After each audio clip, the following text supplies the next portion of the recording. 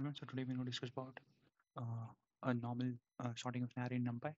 So I'll explain you the steps that we are including and then how it's working. So we are doing import NumPy as NP, and it's the same scenario where we use import to import any kind of library in Python. In this case, it's NumPy as NP. That means I don't and it's an alias for using NumPy, which is NP, and we don't want to use NumPy at every place. We are using NP in this case.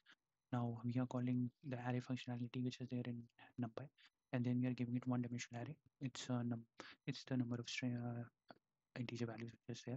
Now we are using the sort array sort function. We are giving the variable and calling the sort function in it, which is going to sort all the elements, and then we are printing it.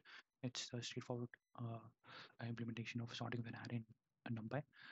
It is very much efficient than your list, and henceforth it's very lesser time consuming and it's more optimized.